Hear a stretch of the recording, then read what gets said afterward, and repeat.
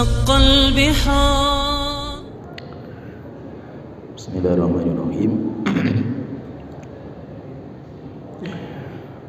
إن الحمد لله نحمده ونستعينه ونستغفره ونعوذ بالله من شرور أنفسنا ومن سيئات أعمالنا من يهده الله فلا مضل له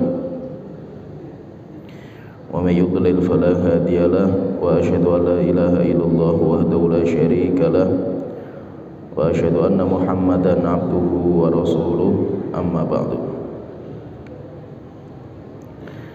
Kita melanjutkan pembahasan tentang tanda-tanda hari kiamat, dan kita akan masuk tanda yang ke-29. Penulis, semoga Allah Ta'ala merahmati beliau mengatakan kathratut tijarati. Di antara tanda hari kiamat itu terbukanya perniagaan, perdagangan. Sehingga perdagangan itu akan dibuka oleh Allah Ta'ala, dan model-model perdagangan itu akan bermunculan, dan orang itu mudah untuk mencari rizki di akhir zaman, karena memang perniagaan itu dimudahkan. Dan saking terbukanya pintu perdagangan, sampai wanita-wanita pun ikut berdagang, membantu ekonomi suaminya. Dan itu nanti semakin hari semakin kondisinya semakin besar, yaitu perdagangan yang dibuka semuanya sama Allah Ta'ala. Karena teknologi sudah dibuka, maka pintu-pintu perdagangan itu semakin terbuka, dan akhirnya semua terjun dalam perdagangan. Baik orang tua, bapak, ibu juga berdagang, anak-anak juga semuanya berdagang. Beliau mengatakan, saya bacakan ucapan penulis, wa minha kathratut tijarati wa fushuha bainan nasi. Di antara tanda-tanda hari kiamat itu banyaknya perdagangan dan tersebarnya perdagangan itu di tengah-tengah manusia. Hatta tusyarikun nisa'u fiha ar-rijal, sampai wanita-wanita pun mereka itu ikut terjun dalam perdagangan karena terbuka pintunya. Rawal Imamu Ahmadu wal Hakimu an Abdullah bin Mas'udin radhiyallahu anhu anin Nabi sallallahu alaihi wasallam annahu qala. Imam Ahmad dan Imam Hakim meriwayatkan sebuah riwayat dari Abdullah bin Mas'ud radhiyallahu anhu dari Rasulullah sallallahu alaihi wasallam bahwasanya beliau bersabda, dan hadisnya disahihkan sama Imam Ahmad Syakir. Rasulullah mengatakan, baina yadayya sa'ati taslimul khasati. Di antara tanda-tanda hari kiamat, yaitu ketika sudah dekat zaman itu dengan hari kiamat, taslimul khasah. Orang-orang yang pilihan, orang-orang pilihan, orang-orang khusus itu sudah menyerah, yaitu sudah tidak bisa mereka itu menjadi panutan bagi orang awamnya. Wa fushuwut tijarati, dan dekat dengan hari kiamat itu akan tersebarnya perniagaan.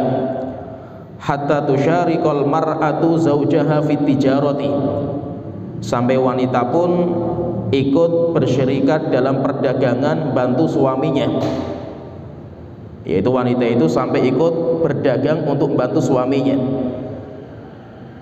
Warwan Nasaiyu an Amr bin Taghlib qala Rasulullah sallallahu alaihi wasallam, dan Imam An-Nasai mengeluarkan sebuah riwayat dari Amr bin Taghlib radhiyallahu anhu,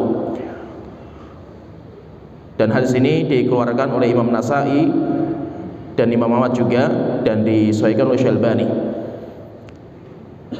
Amr bin Taghlib radhiyallahu anhu beliau berkata, qala Rasulullah sallallahu alaihi wasallam, Rasulullah sallallahu alaihi wasallam beliau bersabda,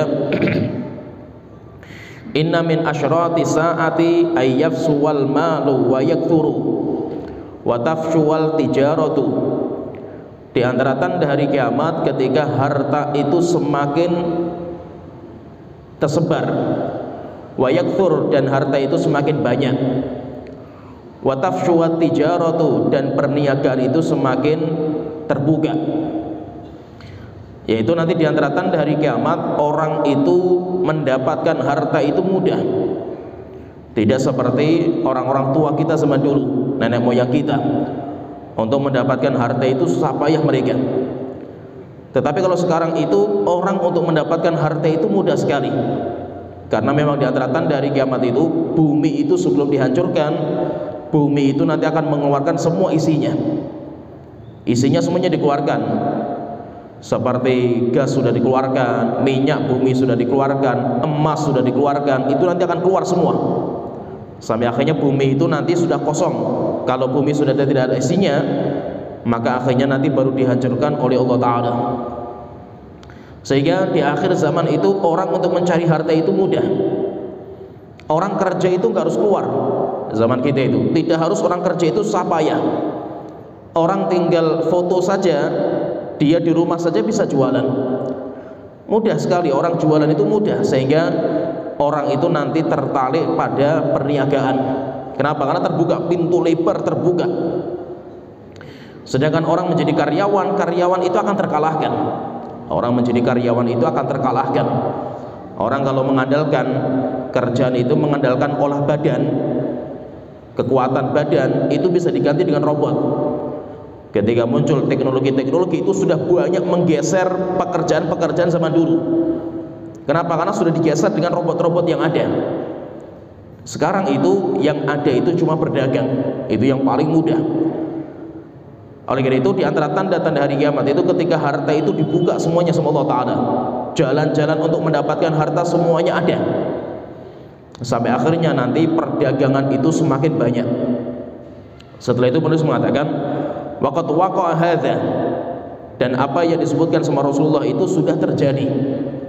Wa kathuratit tijaratu, dan perdagangan itu sudah merajalela. Bahkan model-model perdagangan pun berkembang dengan pesatnya. Sampai orang itu, orang-orang kuno, orang-orang tua itu nggak tergambar bagaimana perdagangan anak-anak muda. Terkadang ada orang duduk di rumah saja, nggak ada kerjaan, tapi dia itu hasilnya itu luar biasa. Sehingga orang-orang tua itu sampai dia itu nggak habis pikir itu. Sekarang anak-anak zaman sekarang itu kerjaannya model kayak apa gitu. Mereka sudah nggak suka pekerjaan model-model jadul, istilahnya itu jadul, perdagang atau pekerjaan zaman dulu. Tetapi mereka itu apa? Mereka kerjanya itu mudah. Mereka kerja sambil tiduran di rumah, mereka kerja sambil mereka jalan-jalan, sambil mereka makan, tapi mereka itu usahanya jalan. Kenapa? Karena semuanya dibuka sama Allah Ta'ala. Wasyarakat fihan nisa, bahkan saking mudahnya perdagangan itu sampai wanita-wanita pun ikut berdagang. Berbeda zaman dulu. Zaman dulu itu orang-orang Quraisy saja itu kalau mau berdagang itu mereka perjalanan panjang. Rihlatash syita'i was-shaif, perjalanan pada musim panas dan musim dingin. Dan itu hanya laki-laki. Karena beratnya orang berdagang zaman dulu. Waftatanan nasu bijam'il mali wa tanafasu fihi. Akhirnya ketika perdagangan itu dibuka, harta dunia dibuka, maka manusia itu terfitnah dengan dunia. Sehingga mereka itu tamak untuk mengumpulkan harta sebanyak-banyaknya. Wa tanafasu fihi, bahkan mereka itu berlomba-lomba untuk mengeruk harta dunia. Waqad akhbara Nabi sallallahu alaihi wasallam annahu la yakhsha ala hadhil ummatil faqr. Dan Rasulullah SAW itu telah mengabarkan kepada kita bahwasanya beliau itu tidak menakutkan atas umat beliau kefakiran, kemiskinan. Yaitu kemiskinan itu nggak beliau takutkan. Wa innama yakhsha 'alaiha an tubsata 'alaihimud dunya. Tetapi yang ditakutkan sama Rasulullah itu ketika harta dunia dibuka. Harta dunia itu dimudahkan bagi umat Islam. Fayaqa'u bainahumut tanafus. Akhirnya mereka itu berlomba-lomba bersaing untuk mendapatkan harta dunia sebanyak-banyaknya. Kalau sudah mereka berlomba-lomba, akhirnya nanti perpecahan akan terjadi, gontok-gontokan, bahkan peperangan, bunuh-membunuh. Itu nanti akan terjadi di kalangan kaum muslimin. Fa fil hadithi annahu qala alaihi salatu wassalam, dalam sebuah hadis Rasulullah SAW beliau bersabda, wallahi mal faqr akhsha alaikum, demi Allah bukan kefakiran, bukan kemiskinan yang saya takutkan menimpa kalian, walakin akhsha alaikum an tubsatad dunya alaikum, namun yang aku khawatirkan itu ketika dunia itu dibukakan kepada kalian, kama busitat ala man kana qablakum, sebagaimana dunia sudah dibukakan kepada umat-umat sebelum kalian, fatanafasuha kama tanafasuha, akhirnya nanti kalian akan berlomba-lomba untuk mengejar dunia sebagaimana umat-umat terdahulu pun juga berlomba-lomba. Wa tuhlikukum kama ahlakathum, akhirnya dunia itu akan membinasakan kalian sebagaimana dunia telah membinasakan orang-orang sebelum kalian. Muttafaqun alaih, hadis ini dikeluarkan oleh Bukhari dan Muslim.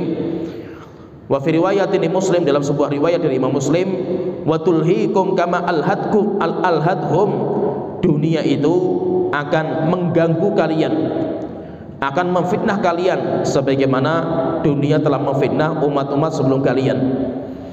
Wa qala sallallahu alaihi wasallam, Rasulullah sallallahu alaihi wasallam juga beliau bersabda, idza futihat alaikum Faris war Rumu, jika negeri kerajaan Persia dan Romawi sudah ditaklukkan, dan itu nanti akan ditaklukkan, Rasulullah mengabarkan akan ditaklukkan. Kalau sudah ditaklukkan Persia dan Romawi, ayyu qaumin antum, kalian itu akan menjadi umat apa wahai umatku? Qala Abdurrahman bin Auf, maka Abdurrahman bin Auf radhiyallahu anhu beliau mengatakan, ketika ditanya sama Rasulullah, wahai kaumku, wahai umatku, jika nanti Persia dan Romawi itu kita taklukkan, nanti kalian akan menjadi apa? Maka Abdurrahman bin Auf langsung mengatakan, naqulu kama amaranallah, kami tetap akan mengatakan sebagaimana yang Allah perintahkan. Qala Rasulullah sallallahu alaihi wasallam, maka Rasulullah mengatakan, au ghairu dzalika, atau mungkin nanti kenyataannya bukan seperti itu wahai Abdurrahman bin Auf. Tanafasuha, bahkan nanti ketika Persia dan Romawi sudah dibuka, harta perbendaharaan mereka itu dibawa ke negeri Islam, nanti kalian itu akan berlomba-lomba. Tsumma tatahasaduna, kemudian setelah itu kalian saling hasad. Tsumma tatadabaruna, kalau sudah saling hasad kalian akan saling membelakangi. Kalian itu nanti akan saling membelakangi. Tsumma tatabaghaduna, akhirnya nanti kalian itu saling memusuhi. Kenapa? Karena dunia itu sudah dibukakan. Kemudian setelah itu penulis mengatakan, fal munafasatu ala dunia, berlomba-lomba untuk mengejar dunia, tajurru ila dha'fil din, itu yang akan mengakibatkan umat Islam itu lemah agama mereka. Wa halakil ummati, dan itu yang akan menyebabkan akan hancurnya umat Islam. Wa tafarruqi kalimatiha, dan akan menyebabkan perpecahan persatuan mereka, yaitu persatuan Islam itu sudah tidak bisa dijaga. Kenapa? Karena dunia. Kama waqa fi ma madha, sebagaimana itu sudah terjadi pada umat-umat sebelum kita. Wa kama huwa waqi'un al-an, dan itu sudah terjadi di umat kita ini. Yaitu kita sudah melihat bagaimana kenyataan yang terjadi ketika dunia itu sudah dibukakan kepada umat Islam ini. Intinya kita jelaskan dalam poin ini tentang tanda hari kiamat ini, kita fahami bahwa di antara tanda-tanda hari kiamat itu ketika dunia itu dibuka, perniagaan itu dibuka, sehingga orang itu mudah sekali untuk mencari kekayaan, orang itu mudah sekali untuk mencari harta. Dan memang tamak itu yang bahaya, sifat tamak ini yang sangat bahaya. Maka untuk kita itu bisa selamat dari harta dunia itu tidak ada cara kecuali kita itu qanaah. Dan qanaah itu harta yang paling mahal yang Allah berikan dalam kehidupan dunia, itu sifat qanaah. Sedangkan tamak itu bahaya, dan kita semuanya punya. Tidak ada orang kecuali dalam hatinya itu pasti punya rasa tamak, tinggal dia itu bisa mengimbangi dengan qanaah atau tidak. Sampai Rasulullah mengatakan, lau kana libni adam wadiyani min dhahab, jika seandainya seseorang itu punya 2 lembah emas, 2 lembah isinya emas, apakah sudah selesai keinginan dia untuk mengeruk dunia? Enggak. Labtagha minhu matsalits, dia akan mencari yang ketiga. Kalau sudah dapat yang ketiga, apakah berhenti rasa tamaknya? Tidak, akan mencari yang keempat. wala yamla'u fahu illa turab. Rasulullah mengatakan tidak ada yang menghentikan tamaknya kecuali tanah kuburan yang dia makan, yaitu kecuali kematian. Oleh itu kita semuanya punya namanya cinta dunia, itu kita semuanya ada, kita itu semuanya ada. Tapi seorang muslim itu, dia itu hidup di dunia itu memiliki sifat qanaah, dan dia itu di dunia itu memiliki sifat zuhud. Cara supaya nanti Allah cinta sama kita itu ketika kita itu zuhud terhadap dunia. Ada seorang sahabat tanya sama Rasulullah, ya Rasulullah, dullani ala amalin, wahai Rasulullah, tunjukkan kepada saya amalan, in amiltuhu ahabbani Allah, kalau aku mengamalkan amal itu Allah akan mencintai saya, wa ahabbani an-nasu, dan manusia akan cinta sama saya. Maka Rasulullah menunjukkan dua. Yang pertama, Rasulullah mengatakan izhad fid dunya yuhibbakullah, zuhudlah kamu terhadap dunia maka Allah itu akan cinta sama kamu. Wazahad fima aidin nas yuhibbakan nas, zuhudlah terhadap apa yang di tangan orang, yaitu kita itu merasa nggak butuh dengan kekayaan orang lain, maka niscaya orang itu akan cinta sama kamu. Sehingga apa? Sehingga seorang muslim itu harus dikuatkan qanaah dan harus dikuatkan zuhud dia. Orang yang qanaah, orang yang zuhud bukan orang yang nggak bekerja. Bukan berarti orang yang sudah muslim, orang yang sudah ngaji, orang yang sudah jadi ustadz, bukan berarti nggak kerja. Kita itu semuanya harus bekerja, karena pekerjaan itu ibadah. Kita mencari nafkah kan ibadah. Bahkan kalau kita sudah menikah kita nggak bekerja itu kan dosa. Kafa bil mar'i itsman ayyudayyi aman yaqutu. Cukup sebagai dosa bagi seorang laki-laki ketika dia itu menyanyiakan orang-orang yang wajib dia berikan nafkah. Kita sebagai laki-laki itu harus bekerja mencari uang untuk nafkah keluarga kita, dan supaya kita dan keluarga kita itu nggak menjadi orang pengemis-pengemis yang sukanya mengharapkan uluran tangan bantuan orang lain. Kita harus bekerja. Namun jangan sampai harta dunia itu masuk dalam hati kita. Biarkanlah harta itu di tangan kita saja. Sehingga harta dunia yang kita cari itu biarkan itu cuma di tangan kita saja. Jangan sampai masuk dalam hati. Kalau sudah sampai masuk dalam hati itu racun. Kenapa? Karena dunia dan akhirat itu nggak bisa berkumpul dalam hati kita. Jadi akhirat itu kayak pelipur lara bagi hati kita, obatnya, sedangkan dunia itu kayak racunnya. Maka kalau ada orang dia itu dalam hatinya isinya itu akhirat, dunia itu akan tersingkirkan dalam hati orang. Kalau ada orang hatinya itu isinya dunia, maka akhirat itu akan tersingkirkan. Sehingga biarkanlah dunia itu di tangan kita saja, tetapi hati kita itu isinya akhirat. Maka itu kata orang yang zuhud itu, kata para ulama, orang yang zuhud itu siapa? Orang yang ketika hartanya bertambah tidak menambah kebahagiaan bagi dia. Hartanya mau bertambah ya biasa saja, apalagi sampai tingkatan congkak, sombong, merasa dirinya itu hebat. Enggak, seorang muslim biasa saja. Orang ketika dia itu diberikan kekayaan, dia itu tahu dia itu sedang diuji sama Allah Ta'ala. Akhirnya dia lawan kekayaan Allah itu dengan bersyukur. Nanti ketika hartanya berkurang juga tidak menambah kesedihan dia. Oleh itu orang yang zuhud itu harta bertambah tidak menambah kebahagiaan, harta berkurang tidak menambah kesedihan. Biasa juga bagi dia. Tidak lain kecuali dia itu bersabar kepada Allah Ta'ala. Oleh itu seorang muslim itu dia itu isi hatinya itu surga.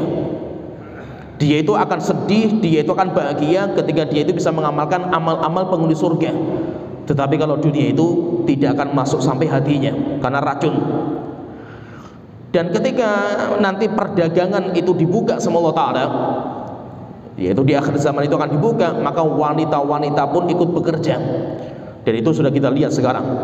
Sekarang sudah kita lihat, yaitu wanita-wanita itu yang bekerja. Bukan berarti wanita bekerja itu hukumnya diharamkan, bukan. Karena tidak semua tanda-tanda hari kiamat itu haram. Kan di antara tanda hari kiamat itu kan nanti akan dibaiatnya Imam Mahdi, akan turun Nabi Isa. Itu kan tanda hari kiamat. Apakah itu kejelekan? Bukan, itu kebaikan. Yaitu maksudnya apa? Tidak semua tanda hari kiamat itu menjelaskan akan kejelekan, bukan. Kenapa? Karena ada di antara tanda-tanda hari kiamat itu yang baik.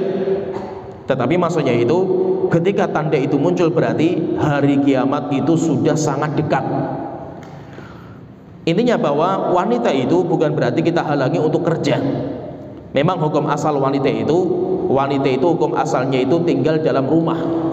Wa qarna fi buyutikunna. Allah telah mengatakan, dan hendaknya wanita itu, mereka itu menetap dalam rumah-rumah mereka. Itu hukum asalnya. Tetapi seorang wanita itu boleh keluar untuk bekerja. Dan para sahabat, wanita-wanita sahabat itu, mereka juga sudah bekerja, mereka itu. Mereka juga aktivitas. Tetapi kata para ulama, tapi ada syaratnya. Seorang wanita itu bekerja itu ada syaratnya. Para ulama mengatakan syarat wanita bekerja itu ada 4. Jika 4 syarat ini ditunaikan, maka wanita itu boleh bekerja. Kenapa? Karena wanita-wanita sahabat itu mereka juga bekerja, tapi mereka menjaga adab Islam ketika mereka itu bekerja. Yang pertama, ini nanti dikumpulkan sama para ulama 4 syarat ini. Yang pertama, alla yu'addi dzalika ila fitnah. Yang pertama, ketika wanita itu keluar bekerja tidak mengandung fitnah bagi laki-laki. Contohnya ikhtilat, tempat kerjanya itu bercampur laki-laki perempuan sehingga laki-laki bisa terfitnah. Atau wanita itu keluar dalam kondisi berdandan, bersolek. Atau wanita itu memakai minyak wangi. Nah, jadi nanti ada intinya adab ketika keluar rumah. Selama dianya ketika keluar itu tidak membuat fitnah, maka tidak ada masalah. Kemudian yang kedua syaratnya itu wanita itu bekerja itu syaratnya alla yusabbibu dzalika taqsiran fi haqqiz zauji wal aulad wal walidain. Syarat yang kedua itu ketika wanita bekerja itu tidak menghilangkan haknya suami dan anak. Demikian juga orang tuanya. Yaitu apa? Kewajiban bagi seorang wanita itu apa? Dia itu memenuhi haknya suami. Demikian juga haknya anak. Demikian juga kalau dia itu belum menikah, dia itu punya orang tua, dia bakti sama orang tuanya. Jangan sampai apa? Karena dia itu bekerja, akhirnya haknya suami nggak tertunaikan, akhirnya haknya anak tidak tertunaikan. Maka pekerjaannya itu bisa merusak kewajiban yang diwajibkan bagi dia. Akhirnya wanita itu berdosa. Kemudian yang ketiga, ayyakunal amalu mubahan fi dzatihi, bahwa memang pekerjaan wanita itu pekerjaan yang halal secara zatnya. Sedangkan pekerjaan-pekerjaan yang haram seperti misalkan YouTuber, ya, sekarang banyak wanita-wanita seperti itu mengumbar auratnya, jelas itu hukumnya haram, haram li dzatihi, karena pekerjaannya haram. Wanita seperti ini hukumnya diharamkan. Atau wanita yang bekerja itu sebagai pemeran sinetron, ini jelas hukumnya diharamkan. Kenapa? Karena secara zatnya itu nggak dibolehkan. Apalagi kalau dia itu kerjanya di pabrik-pabrik yang haram, pabrik rokok, pabrik khamr dan yang lainnya, kerja di bank, itu kan berarti pekerjaan secara zatnya itu haram. Laki-laki perempuan pun haram hukumnya. Kemudian yang keempat, ayyatahaqqaq bil amali naf'un fi'liyun laha walil ummatil Islam. Jika memang amalnya itu, kerjaan dia itu bermanfaat untuk pribadi dia dan juga bermanfaat untuk umat Islam. Bukan sekedar membuang waktu saja, mengumpulkan uang saja, bukan. Tetapi memang ada manfaat untuk pribadi dia dan keluarga dia. Demikian juga bermanfaat untuk kaum muslimin. Seperti misalkan suaminya itu kerjanya itu biasa, kemudian untuk kebutuhan anak itu, anaknya butuh, apalagi zaman sekarang itu pendidikan mahal, ya kan? Suaminya, anaknya itu butuh pendidikan, suaminya itu tidak mampu untuk membiayai, maka istrinya itu membantu, nggak apa-apa kalau memang dibutuhkan. Dan dia itu ketika bekerja membantu nafkah suaminya, itu termasuk sedekah. Itu kan termasuk sedekah, karena yang wajib memberikan nafkah anak itu kan bapaknya, bukan ibunya. Kalau ibunya itu kan tidak, sehingga kan tidak ada namanya anak piatu, itu kan nggak ada. Yang ada itu kan anak yatim. Anak itu yatim. Kalau piatu itu kan bahasa Indonesia, yang ada itu cuma anak yatim. Kalau yang meninggal bapak dan ibunya namanya fatim. Jadi ada istilah-istilah kalau dalam bahasa Arab, dalam orang Arab itu ada namanya yatim. Yatim itu anak yang bapaknya meninggal, atau yang bapak ibunya meninggal namanya fatim. Tapi kalau anak yang ibunya meninggal saja itu nggak dianggap.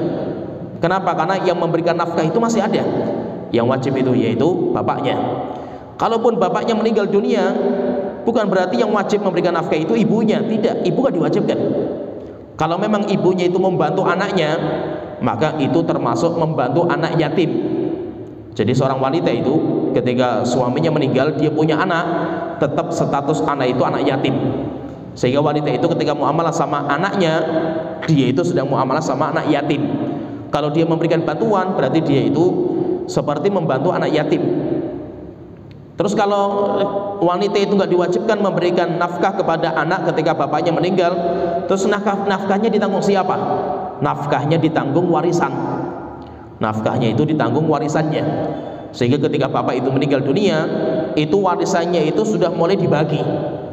Ibu itu atau istrinya si mayit itu mendapatkan 1/8 kalau si mayit itu punya anak. Sisanya, apalagi kalau dia punya anak laki-laki, diambil sama anak. Lah anaknya itu berarti mendapatkan 7/8 kalau nggak punya orang tua. Tapi kalau punya orang tua, punya bapak, punya ibu, si mayit itu bapak dan ibunya masih mendapatkan. Bapak dan ibunya mendapatkan 1/6 dan 1/6 mendapatkan.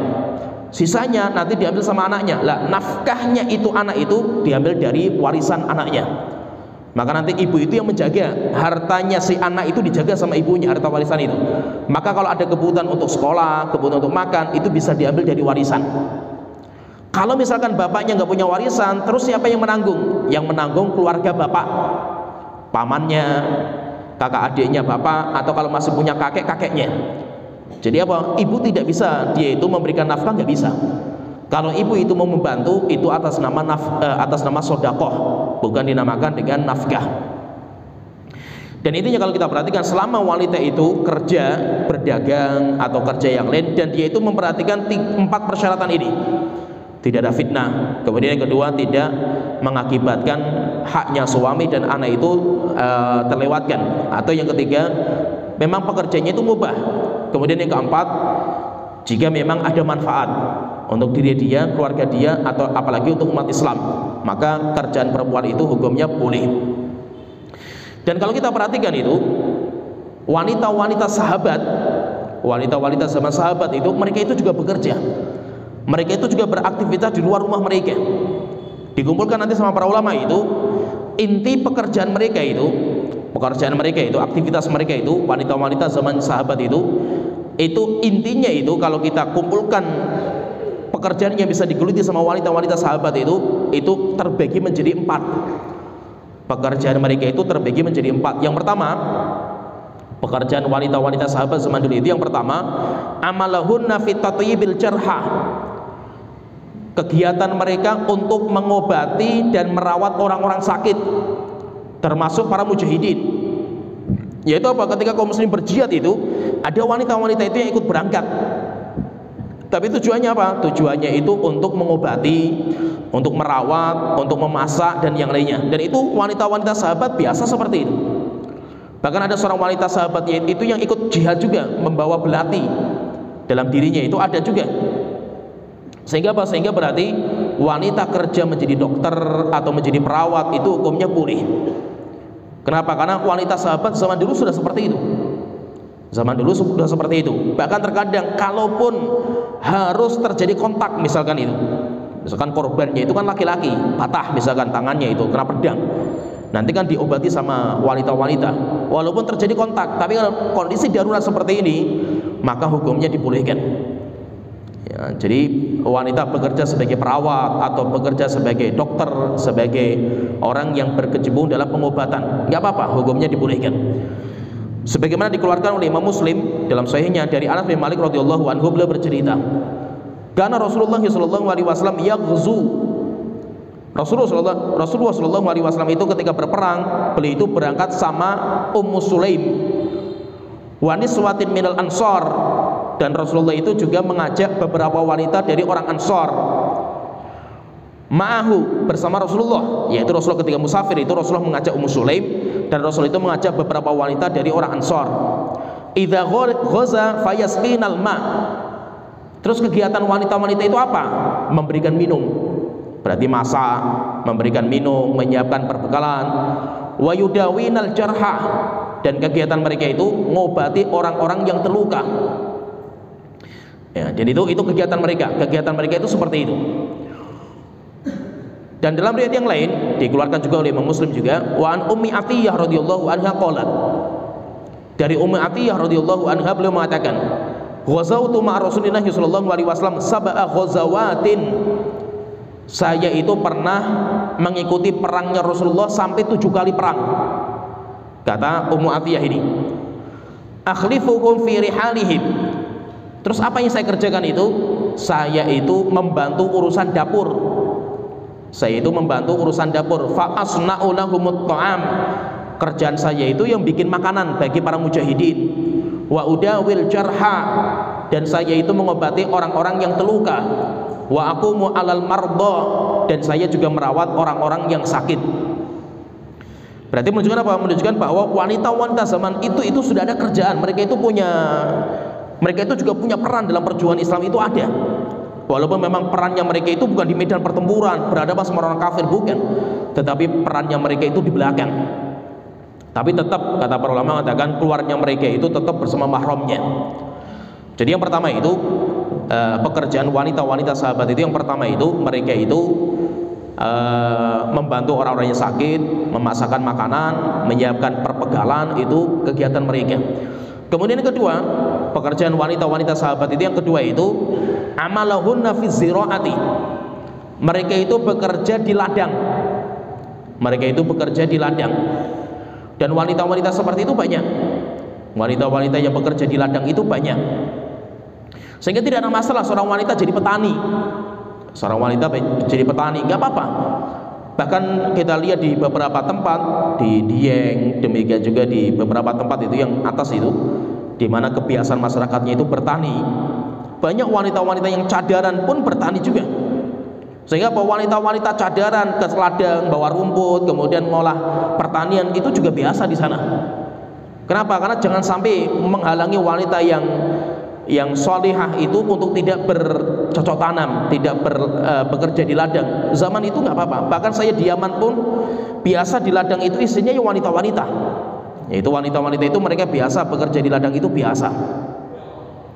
Dikeluarkan sama Imam Bukhari dan Muslim dari Asma binti Abi Bakar, putrinya Abu Bakar radhiyallahu anha. Beliau bercerita, tazawwajani Zubair bin Awam itu menikah dengan saya. Beliau bercerita, yaitu Asma binti Abi Bakar itu bercerita, saya dinikahi sama Zubair bin Awam, dan nanti punya anak laki-laki namanya Abdullah bin Zubair, dan itu anak pertama kali yang lahir setelah hijrah. Setelah hijrahnya Rasulullah, bahkan ini anak pertama kali yang ditahnik sama Rasulullah, Abdullah bin Zubair itu. Beliau mengatakan, kata Asma binti Abi Bakar, tazawwajani Zubair menikahi saya. Wa malahu fil ardi min mal, dan Zubair itu nggak punya harta nggak punya, wala mamluk, budak nggak punya, wala syai'un, dan nggak punya apa-apa. Zubair itu orang miskin, kecuali dia itu punya tanah, dia itu punya ladang. Ghairu nadihin wa ghairu farasihi, yang dimiliki sama Zubair itu cuma alat untuk nyiram, demikian juga kuda, itu yang dimiliki sama Zubair. Terus apa yang saya kerjakan itu? Saya bekerja. Asma binti Abi Bakar itu bekerja. Fakuntu a'lifu farasahu, dan saya itu yang mencarikan rumput bagi kudanya Zubair. Wa astaqil ma'a, dan saya biasa mencari air untuk saya sirami kepada ladangnya Zubair. Wa ahrizu ghurbahu, demikian juga bahasanya itu mencari kayu-kayu. Wa ajin, dan saya itu juga bikin roti. Pernah suatu ketika itu beliau mengatakan, wa kuntu anqulun nawa min ardi Zubair ala ra'si. Bahkan saya terkadang itu ketika Zubair itu ingin menanam pohon kurma, masih bibit-bibitnya itu, masih tunas-tunasnya itu, saya itu biasa ngangkut biji-biji itu di atas kepala saya. Itu saya biasa seperti itu. Wa hiya minni ala thuluth farasin, padahal jarak antara rumahnya dengan ladangnya itu 2/3 farsah. Farsah itu jarak zaman itu, namanya farsah, jauh jaraknya itu. Menunjukkan apa? Menunjukkan berarti apa? Wanita zaman dulu itu bekerja biasa mereka itu. Bahkan pernah itu suatu ketika itu Asma binti Abi Bakar itu ketika pulang di ladang bawa rumput. Ketika di jalan, tiba-tiba rombongan Rasulullah itu juga berjalan di jalan itu, dan Asma itu di depan. Asma ketika melihat ke belakang itu rupanya ada Rasulullah dan rombongannya. Akhirnya Asma itu minggir, setelah itu mundur ke belakang. Akhirnya ditanya sama Rasulullah, "Wahai Asma, ngapain kamu mundur itu?" Maka Asma binti Abi Bakar mengatakan, "Ya Rasulullah, tidak layak bagi wanita seperti saya itu untuk berjalan depan Rasulullah SAW." Menunjukkan apa? Menunjukkan bahwasanya wanita zaman itu mereka biasa bekerja di ladang. Dan kalau saya di Yaman, saya melihat di Yaman itu, ya ini tapi kurang bagusnya di kabilah-kabilah itu, yang kerja di ladang itu wanita-wanita. Sedangkan suaminya itu biasanya itu mereka cuma ngekot. Itu yang parah juga di sana itu. Tetapi maksudnya itu apa? Wanita kerja di ladang itu biasa. Wanita itu kerja di ladang itu biasa, sehingga wanita itu menjadi petani.